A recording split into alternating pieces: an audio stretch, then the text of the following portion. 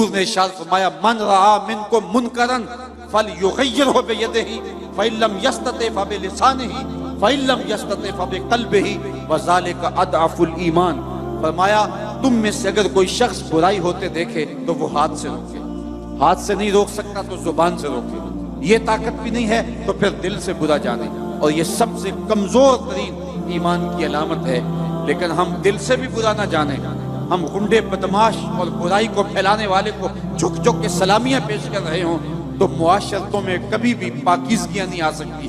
ہم روزانہ اپنے رب سے وعدہ کرتے ہیں وَنَخْلَعُ وَنَتْرُكُ مَنْ يَفْجُرُكُ، یہ دعائے قنوت میں روز پڑھتے ہیں، اے اللہ جو تیرے حکموں کا باغی ہوگا ہمارا اس سے کوئی تعلق نہیں ہوگا۔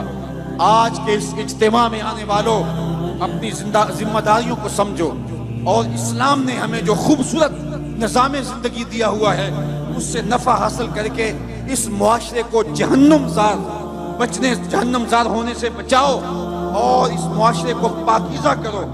آج ہی ہم یہاں نکل رہے تھے تو اتنی بچیوں کے جہیز کے حوالے سے بات ہوئی تو مجھے ایک دوست کہنے لگا کہ مجھے ایک فون آیا ہے کہ میری بیٹی جوان ہے تو وہاں میری بیٹی کے لیے بھی سفارش کیجئے۔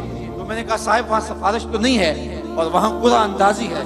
تو ایک صوفی شوکت علی قادری صاحب کتنی بیٹیوں کا جہیز دیں گے؟ 100، 50، 2000 کتنی بیٹیوں کے لیے وہ جہیز فراہم کر لیں گے؟ ہمیں عملی طور پہ جدوجہد کرنی چاہیے کہ معاشرے کے اندر سے اس رسم بد کو مٹایا جائے اور ہم ایک ایسا پاکیزہ معاشرہ تشکیل دیں کہ جہاں جو ہے وہ انسانی قدروں کا حیا ہو، اور معاشرے کے اندر جو پھیلی ہوئی غلاظتیں ہیں اور غلط رسومات ہیں جنہوں نے معاشرے کا سکھ چھینا ہوا ہے، آپ کیا اندازہ کر سکتے ہیں اس بوڑھے غریب والدین کا جس کو کبھی بازار میں جا کے دہاڑی بھی نہیں ملتی اور اس کی دہلیز کے اوپر جوان بیٹیاں بیٹھی ہیں اور ان کا رشتہ کوئی اس لیے قبول نہیں کرتا کہ ان کے غریب ماں باپ کے ساتھ جہیز، ان کے پاس جہیز کے لیے دینے کے لیے کچھ موجود نہیں ہے۔ تو وہ کیا کسی نے کہا کتاب زیست کا ایک اور باب بیت گیا، جہیز بن نہ سکا اور شباب بیت گیا۔ آج کتنی بیٹیوں کے شباب بیت رہے ہیں اور وہ بڑھاپے کی دہلیز میں جا رہی ہیں اور بوڑھے ماں باپ جہیز دینے کی پوزیشن میں نہیں ہیں۔ کیا ہم اس ظالمانہ رسم کے خلاف کھڑے نہیں ہوں گے؟ صرف ہم یہ کہہ دیں گے کہ ہمیں کیا لگے؟ نہیں، من رعا منکم منکرن فلیغیرہ بیدہ فإن لم یستطع فبلسانہ فإن لم یستطع فبقلبہ۔ یہ ہماری ذمہ داری ہے کہ ہم باطل جو ہے وہ نظام کے خلاف، باطل فکر کے ساتھ اور معاشرتی برائیوں کے خلاف پوری قوت کے ساتھ کھڑے ہو کر کے ایک پاکیزہ معاشرت کی تشکیل کے لیے کوشاں ہو جائیں۔ بے مقصد زندگی گزارنے کا کوئی فائدہ نہیں۔ مومن کی زندگی جس میں وہ خسارے سے بچ سکتا ہے اور قوم کو اجتماعی خسارے سے بچا سکتا ہے، وَتَوَاصَوْا بِالْحَقِّ کا زمرہ ہے، اور اس کا ایک معنی یہ بھی ہے کہ قرآن کے پیغام کو عام کیا جائے۔ آج ہمارا اللہ ماشاءاللہ جو ہماری مجموعی فکر ہے وہ قرآن مجید کی فکر کے ابلاغ کو چھوڑ چکی ہے۔ ہمارا انداز یہ ہے کہ قرآن جس مقصد کے لیے نازل ہوا تھا آج ہم اس کو ترک کر چکے ہیں۔ قرآن مجید ایک زندہ کتاب ہے، اتنا خوبصورت نصاب کسی قوم کے پاس نہیں ہے۔ نصاب حیات، نصاب زندگی، منشور حیات کسی قوم کے پاس نہیں ہے، لیکن اس کے باوجود آج ہم دنیا کے اوپر رسوا ہو رہے ہیں۔ اتنی خوبصورت تھیوری ہونے کے باوجود ہم رسوا کیوں ہو رہے ہیں؟ اس لیے کہ اس تھیوری کے مطابق ہمارا پریکٹیکل نہیں، ہماری زندگی اس قرآن کی تعلیمات کے مطابق نہیں گزر رہی ہے۔ آج دنیا کے اوپر رسوائی، ذلت ہمارا مقدر بن گئی۔ اقبال نے جب شکوے کی زبان کھولی نا تو شکوہ رب سے کیا تو لہجہ بڑا تلخ ہو گیا۔ تیرے کعبے کو جبینوں سے بسایا ہم نے، نو انسانی کو غلامی سے چھڑایا ہم نے، صفائے دہر سے باطل کو مٹایا ہم نے، تیرے قرآن کو سینوں سے لگایا ہم نے، پھر بھی ہم سے گلا ہے کہ وفادار نہیں، ہم وفادار نہیں، تو بھی تو دلدار نہیں۔ بڑا سخت لہجہ تھا، لیکن جب جواب آیا تو سارا نشہ اترتا ہے۔ لفظ وہی ہیں، صرف صیغہ بدلتا ہے۔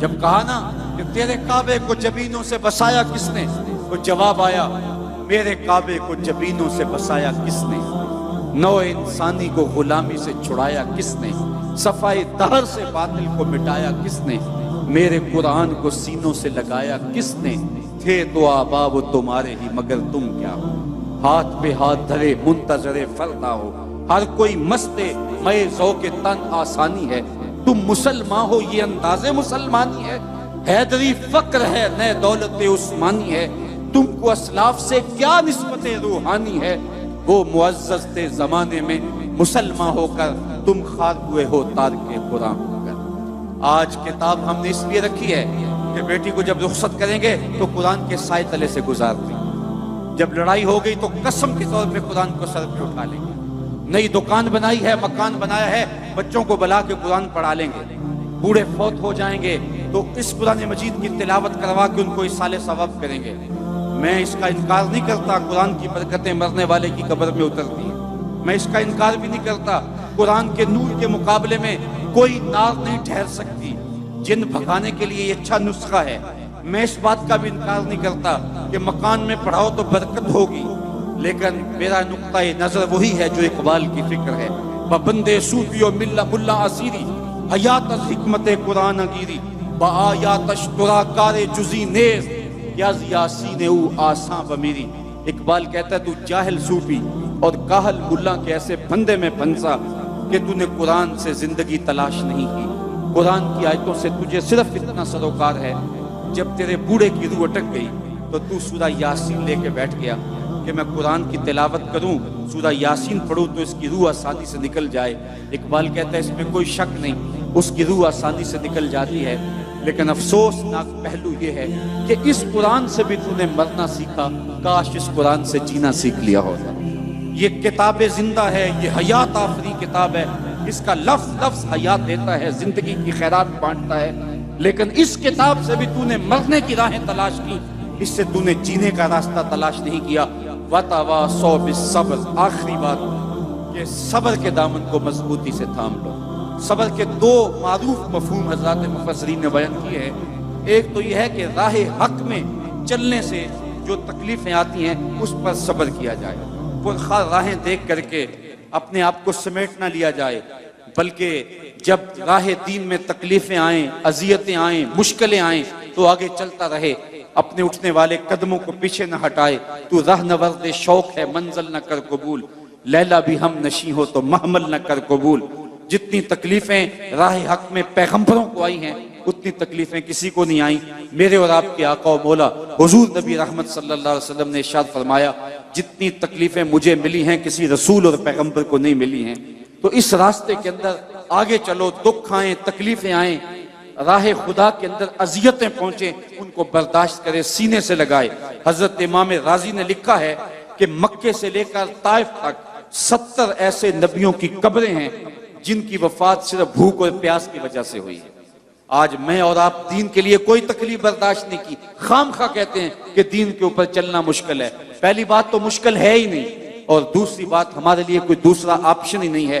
صبر کا جو آخری مفہوم حضرات مفسرین نے بیان کیا ہے وہ یہ ہے کہ دنیا کی زندگی میں چلتے ہوئے کبھی دکھ بھی آتے ہیں۔